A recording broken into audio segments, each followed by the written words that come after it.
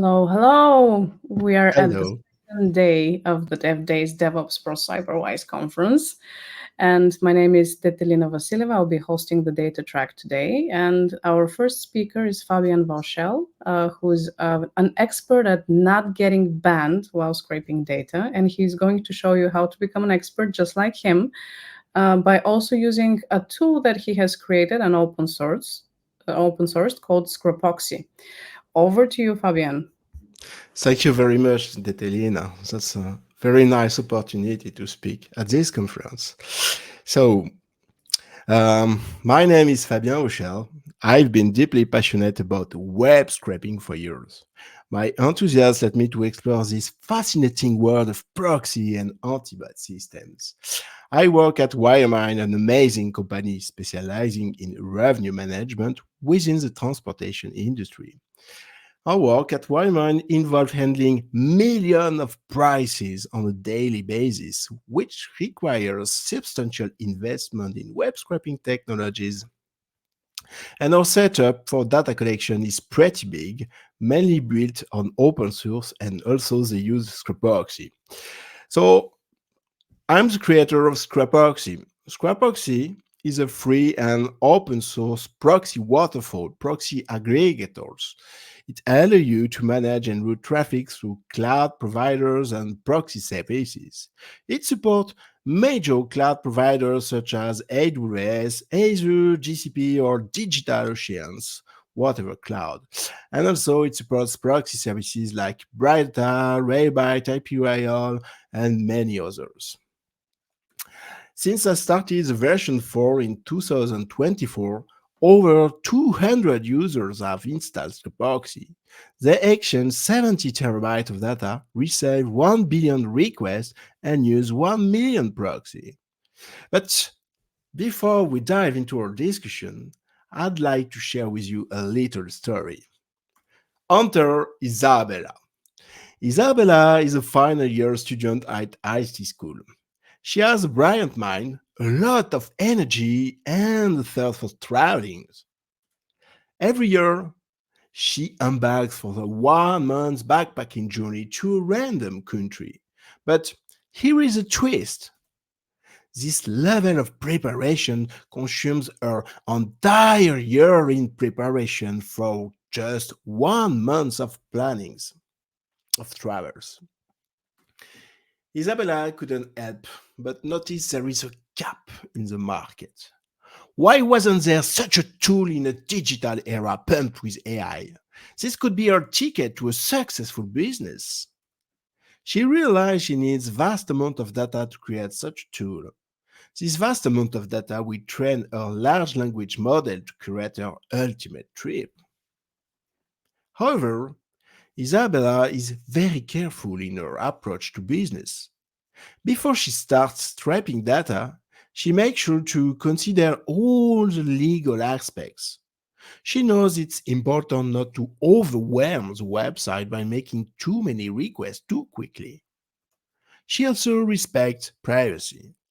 She only collects information that is already public, like reviews, and doesn't take any personal details like names. She doesn't sign the website terms and conditions either. She is free from every contract. Now that everything is clear, she is ready to collect the data. So let me introduce you the website she chose to scrape, trickreview.com. So I will connect to Tricky Review. So what's Tricky Review all about? Tricky Review is your go-to place where to find any accommodation in the cities that you want to visit. Imagine that Isabella is looking for accommodation in Paris. She just has to click on the search button here. Take a little bit time. Yeah, and she will find 50 accommodations. If she clicks on one accommodations, she will get all information related to the accommodations, like the name, the description, the locations, also the review. Isabella is interested in reviews. It is all about analyzing those reviews to understand what the customer are thinking about the hotel. If we are using large language model to query this review, we can extract the main feeling about the hotels. So we need to gather this part. So now let's understand how the website is structured. Let me open the inspector in Chrome.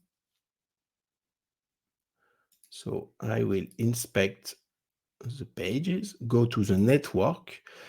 I will go back here, just clean a little bit. Yeah. So I will preserve log, filter only on HTMLs and data. So if I'm on the home page here, so I'm on the home page, on this URL.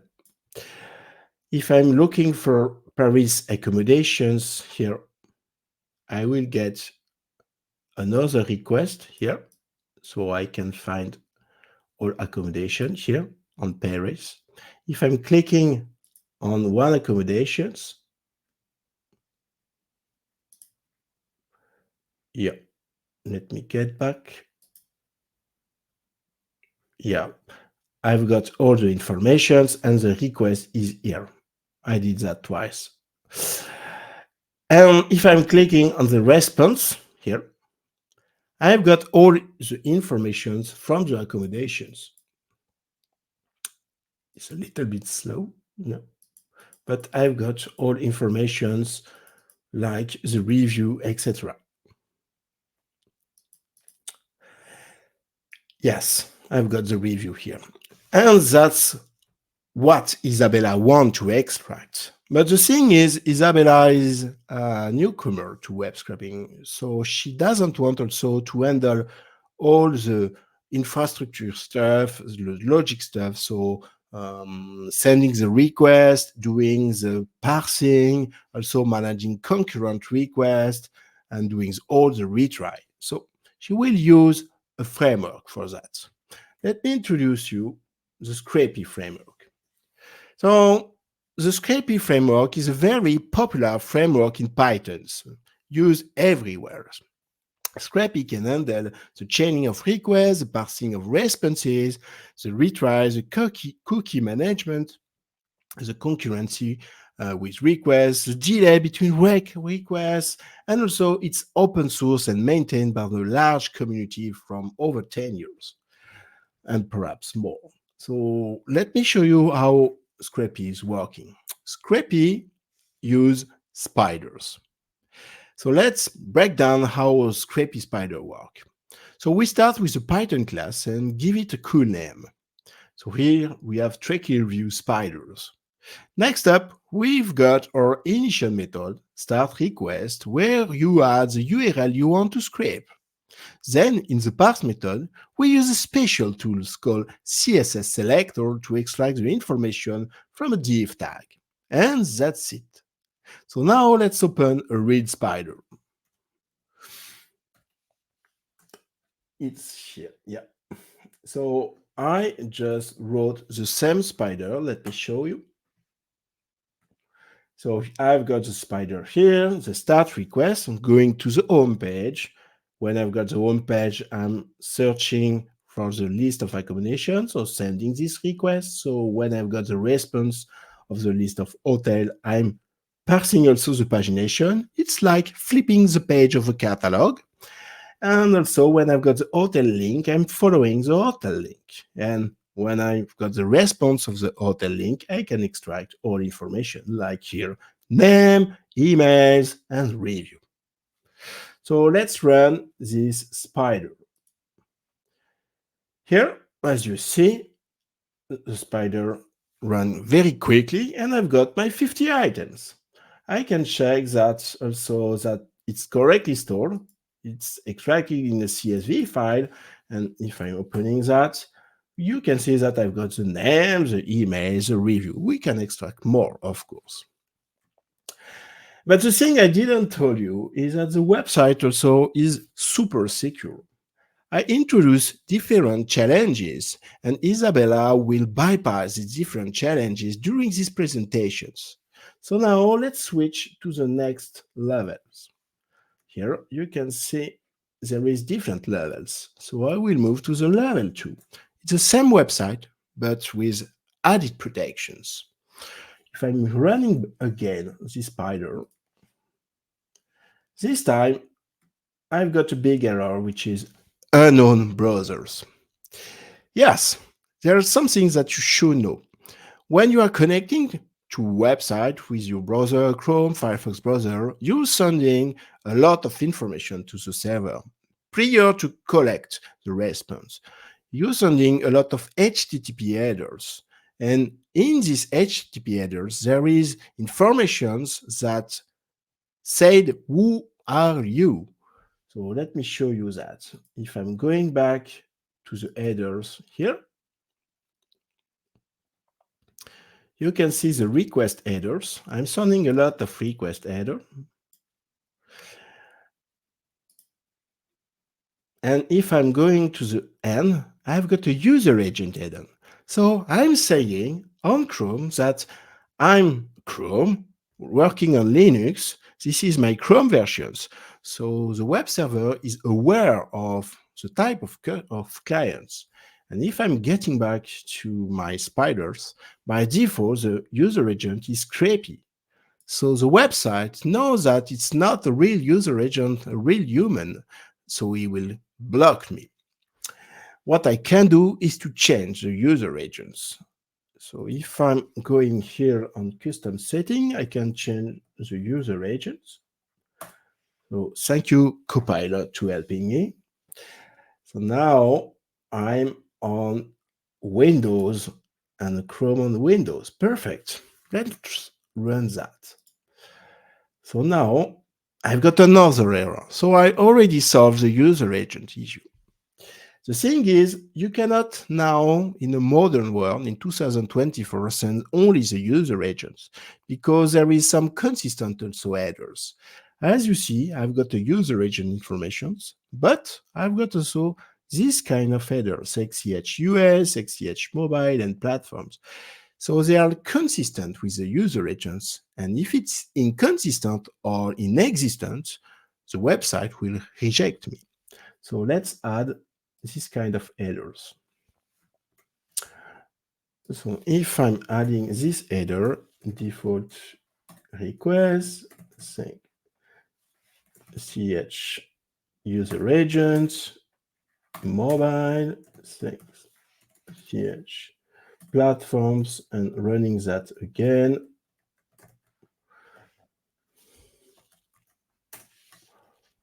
I can try, and I've got now perfectly my 50 items. Sorry. It's here. Yeah, you see the request, and I've got my 50 items. So I bypass the anti-bot protections on these basic protections. Let's jump to the next protections on the level 3. So if I'm running this time the spider,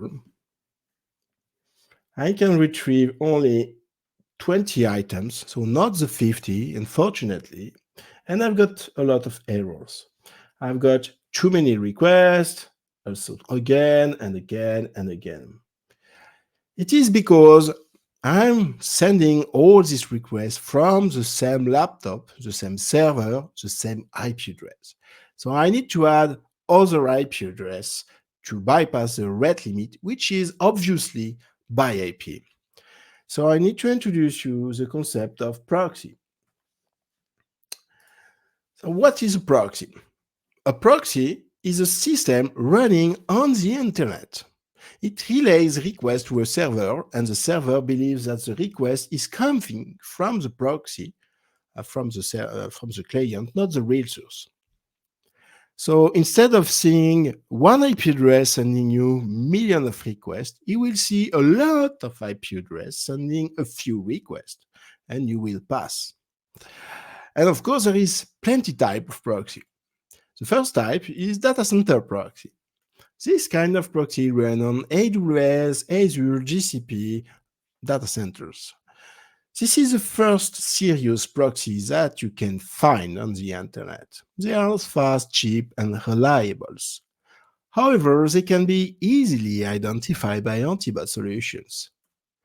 To explain you, the IP address of the proxy is inside an IP range, and the IP range is associated with an autonomous system number, ASN, and the name of the autonomous system number can be Amazon, Microsoft, whatever. So it can be easily identified by anti-bot systems. But there is a trick to get around it, and this is called Internet Service Provider, ISP proxy. So let's talk about ISP proxy and how they work. These proxies are set up in data centers, but they don't use the IP addresses from those data centers. Instead, they rent IP addresses from a clean autonomous system number like a mobile carrier or internet box, such as Verizon or Comcast. And they will get a bunch of IP addresses. The proxy will use just one of them.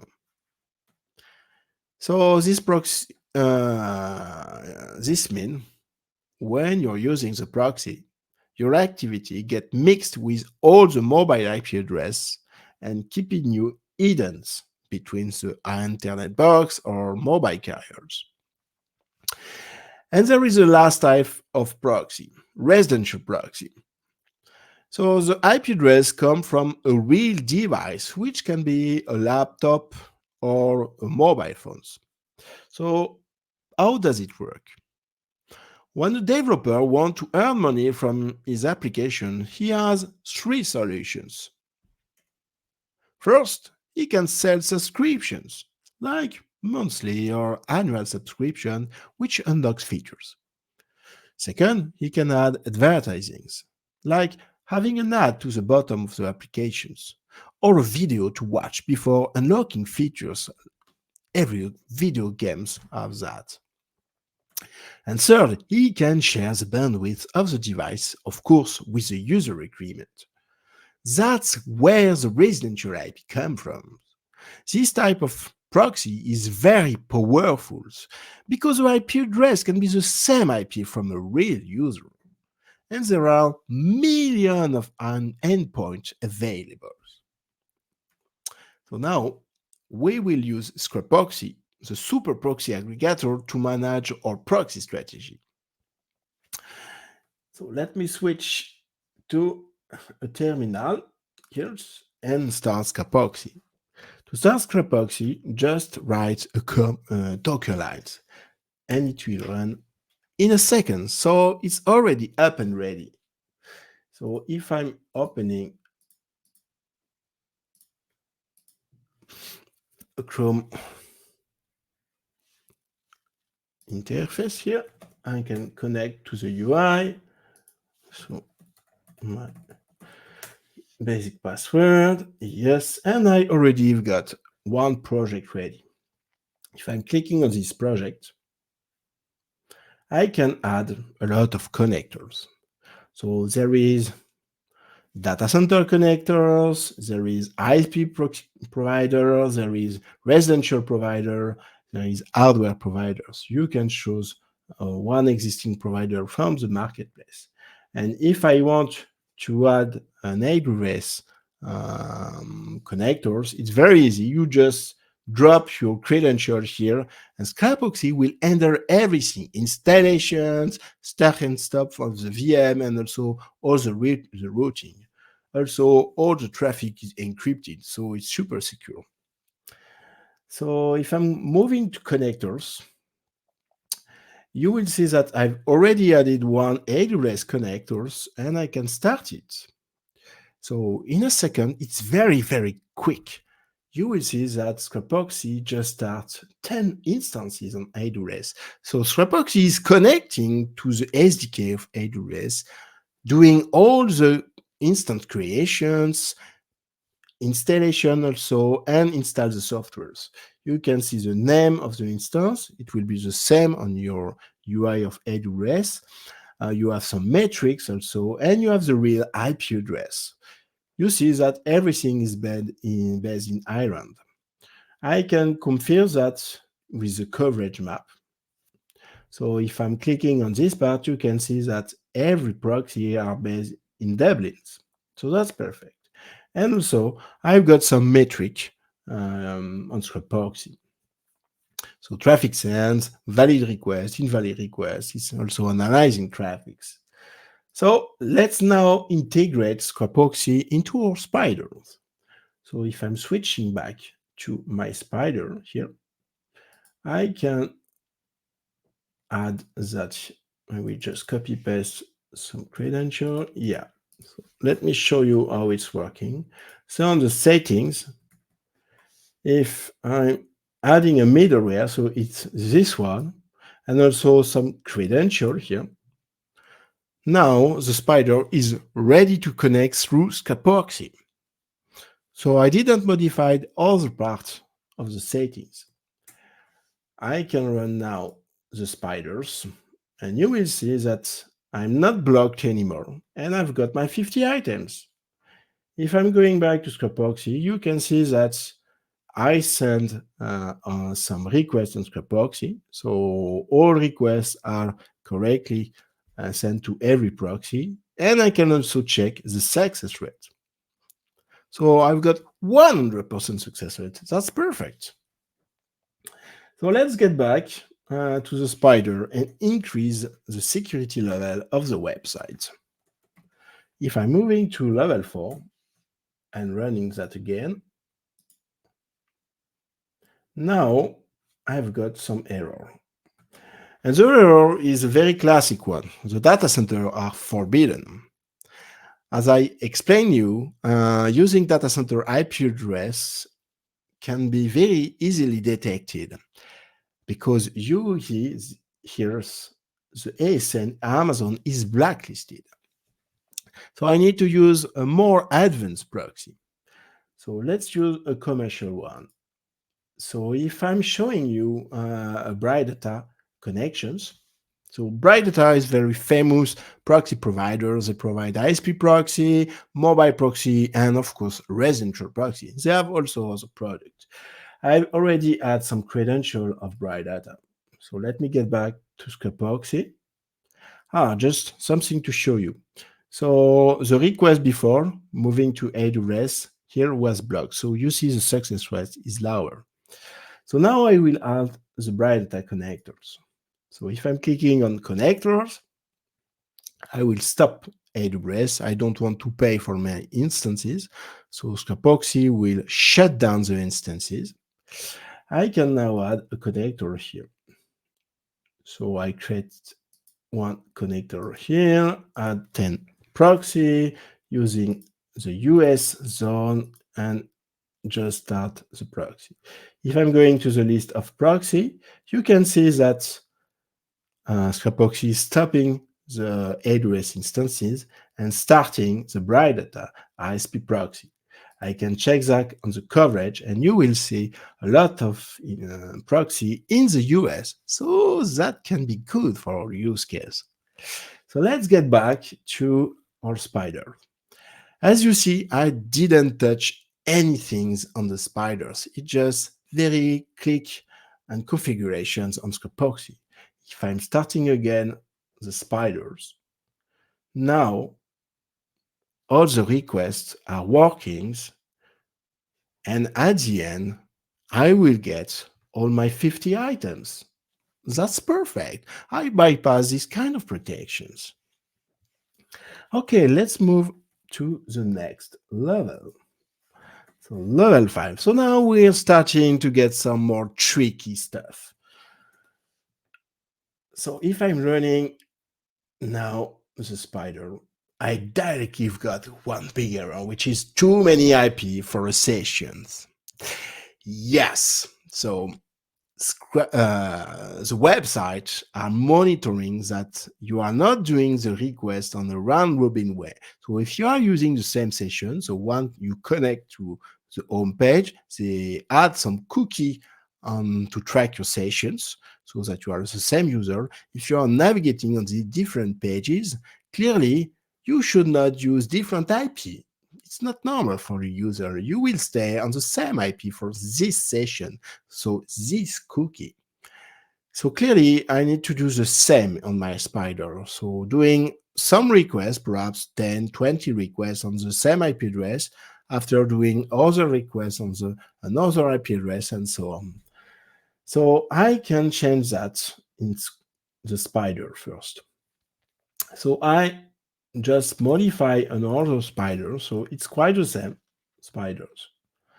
But what I will do first is every 10 requests, I will collect a new cookie here. So if I'm running that here, perhaps it will working. Let's see. No, I have to modify very important stuff. I have to go to Scrapoxy and say on the settings and use a very insightful function, which is keep the same proxy with cookie injections. So if I'm using these options, now Scrapoxy will intercept all the requests, inject a cookie, and when I'm using always this cookie, I'm using the same output proxy. And you can see here in the connector, we'll see in a minute. So we have 7666 here. Okay, let's go back to our spiders. And now if I'm showing you that, you can see that some of them will increase a little bit. Oh, I did too much request on this one. Yeah. Perhaps, yes, I started the wrong one. Yeah. So it's this one. That's perfect.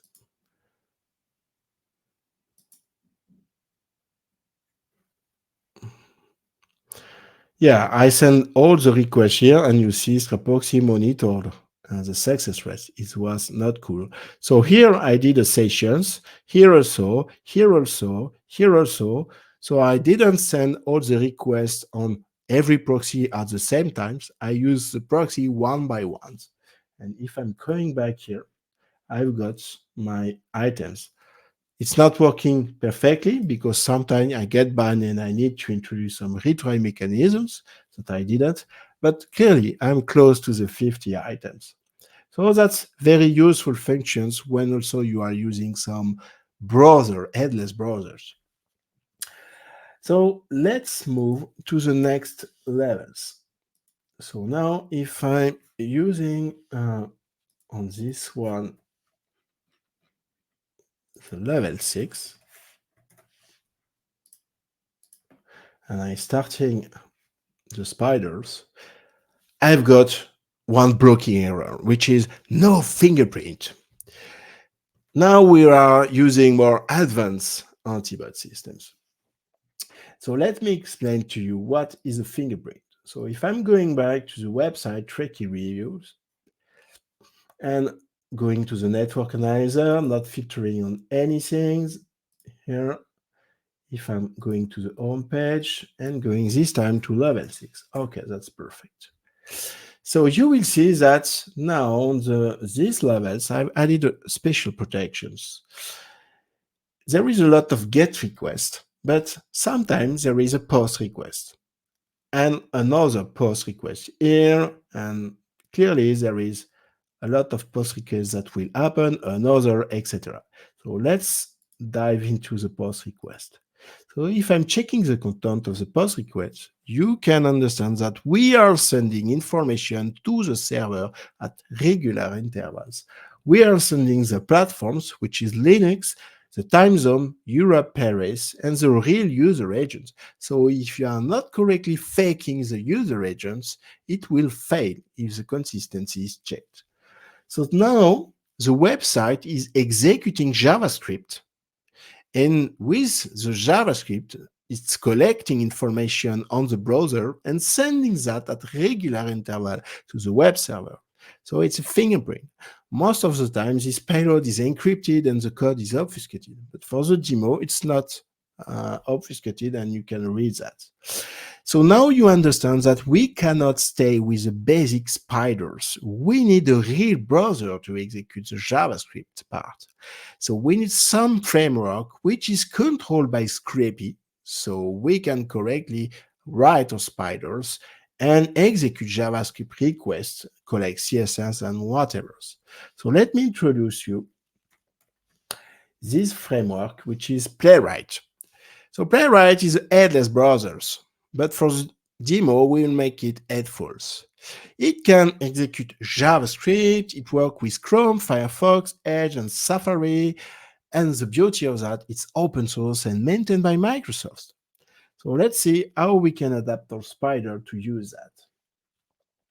So if I'm opening this time Playwright, so it's quite the same spiders. So here I just changed some information, but I've got the home page request, the different parsing of the hotel, etc. And at the end, I can extract clearly the name. So I didn't modify a lot of things to add Playwright.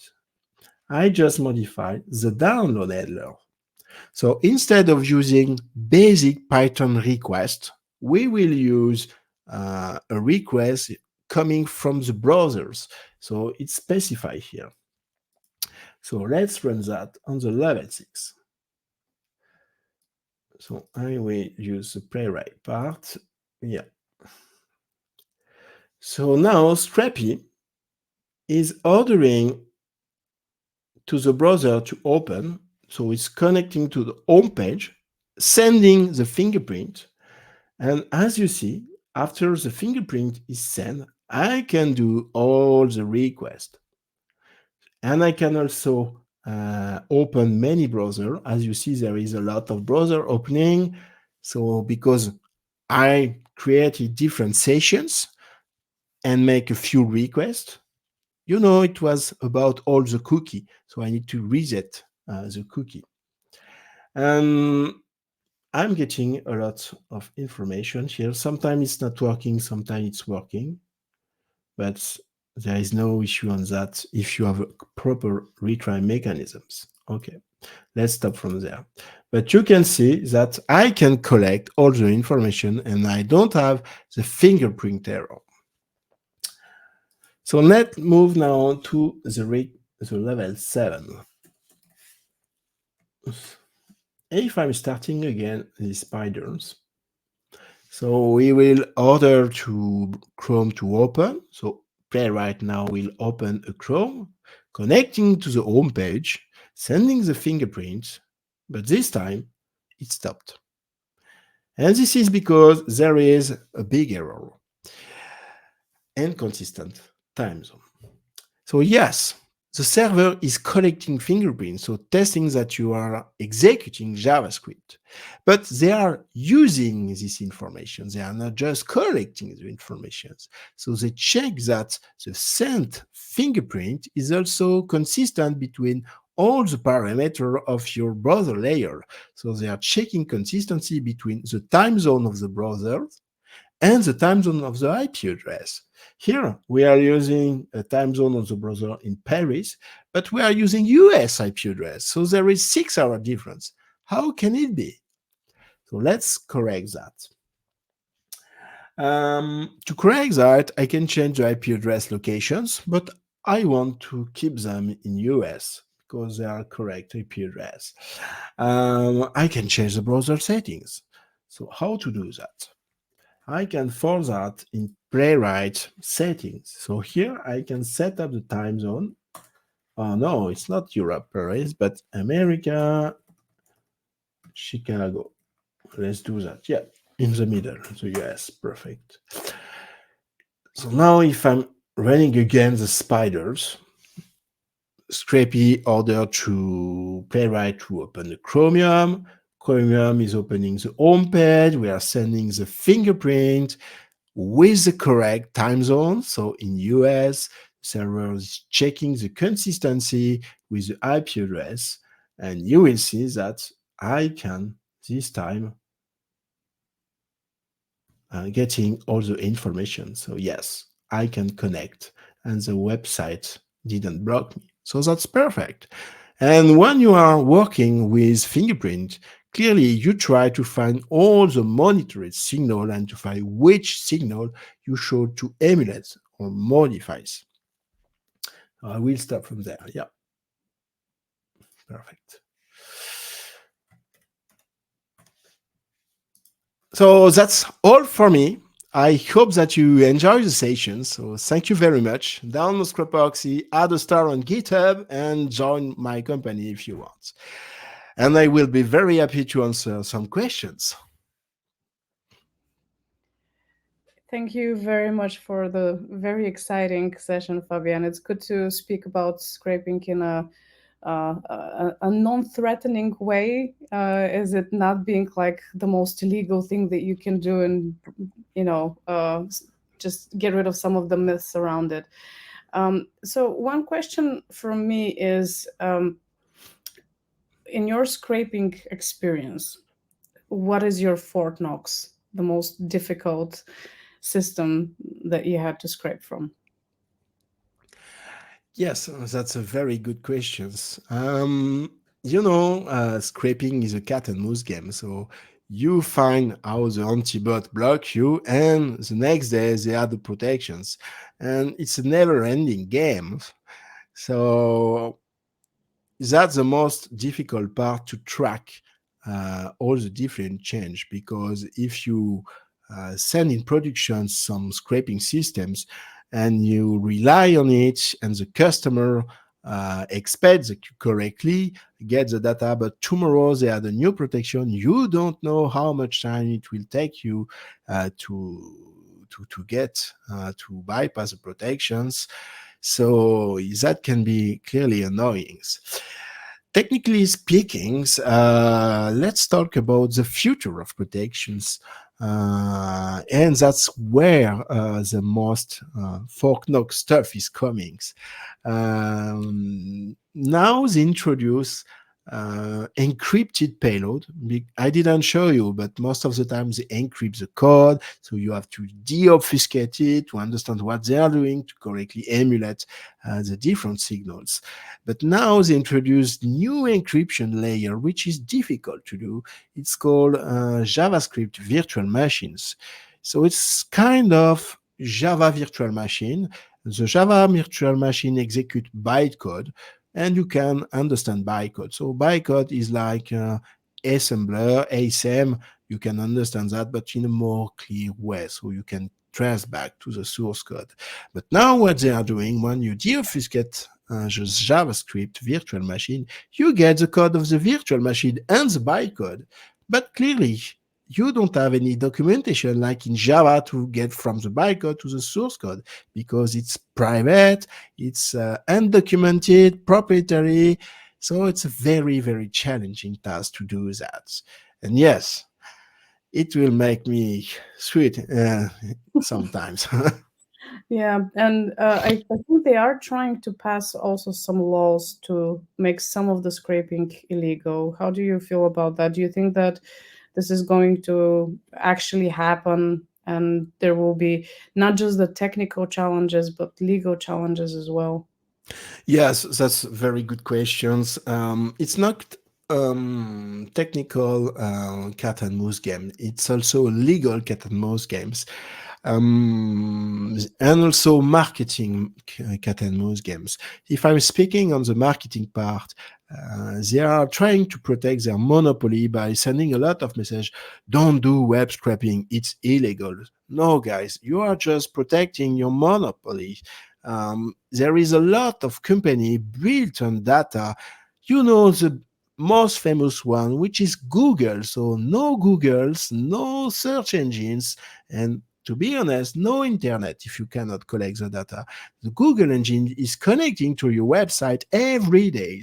So if you forbid that, you cannot have customer on your websites. So remind that. Speaking after that, clearly they are trying to send this message, but also they are working on the legal part, and that why we also counteract on this part. If you collect public data, you collect non-personal data, yes, you're good to go. You can clearly create a new business. And also we saw in the US a lot of low case lawsuits, and sometimes it's on the big company wins, but sometimes it's a scraping company wins. And yes, good for us. The last time someone wins, it was web scraping companies. Nice, nice. It's a good thing to see happen. Gives us a bit of hope. There's a question from the whole. Is it possible to dynamically set the time zone per IP address if our proxies are located in different regions? Yes, you can do that. You can set the browser. You must have different browser instances because once the browser is instanced and started, you cannot easily change the time zones. So my advice is to have perhaps in Scrapoxy different projects, one by geos. So one for perhaps Europe, one for East Asia, one West Asia, one US, North or South, but it's quite the same time zone but different locations. And you set up connectors which are very consistent in each project. So if you are speaking about the project in Europe, so you have all the connector with all the proxy in VMs, and you use browsers which is connected to this project. So he will use always IP address from Europe, and you can set the time zone perhaps in Paris, whatever's in the Balkan, and it will be consistent. If there is not too much difference, they are not tracking that. Okay, good answer. Thanks for that. And can you tell me what's on the roadmap of Scrapoxy? Do you have any new functionality that you're planning to implement? Yes, there is a cool functionality which most user asked. It's smart IP allocations. So let me explain you. When you try to bypass protections, it can be a very expensive games because if you always start with residential proxy or mobile proxy, which are the most expensive services, it can be very costly. So the strategy is more you start with cheap IP address, and if it's not working, if you are blocked, because protections are not all the same on the different websites. So if you are blocked, perhaps you switch to a more advanced. So you start with datacenter proxy. Okay, it's not working. You go to ISP proxy. Okay, it's not working these times. You go to residential proxy. Okay, it's not working. So you retry with mobile proxy. Okay, and let's say to Scrapoxy, okay, Scrapoxy is starting, and you don't say, just do a random assignation of the IP address, just give me a DC IP or give me an ISP IP. And he will select on his list the best success rate or the best IP from this type of proxy. And of course, you can add also filtering on geo because you won't use DC strategy with DC in France, ISP in the US, residential in China, and mobile proxy perhaps in South America. You will be clearly detected by the anti-bot system if you're using IP address from all over the world. So you want to stay consistent in the same area. So it's very linked to the previous questions. So you have this kind of strategy. And yes, that's something which is asked from user to be very efficient in productions, and it will be released clearly around September before the end of the years because it's a major features. Yeah, sounds like a really good addition to the product. Okay, well, thank you very much for the lovely talk, Fabian. I think it was very useful to everyone. Thank you, Any Detelina. last piece of advice for the audience on their road to web scraping? Yes, if you start with to scrape, you can easily install Scrapoxy. It's adapt for newcomer or for experts. So you will have immediately a new IP address. So you never scrap on your own IP address. So the next time you use your mobile phone at home or your family won't be blocked with your IP address. Always use proxy. Thanks. Thank you very much. All right. Thank you very much to our audience as well. And we'll be moving on to a break and then the next session. Bye. Thank you. Cheers. Bye.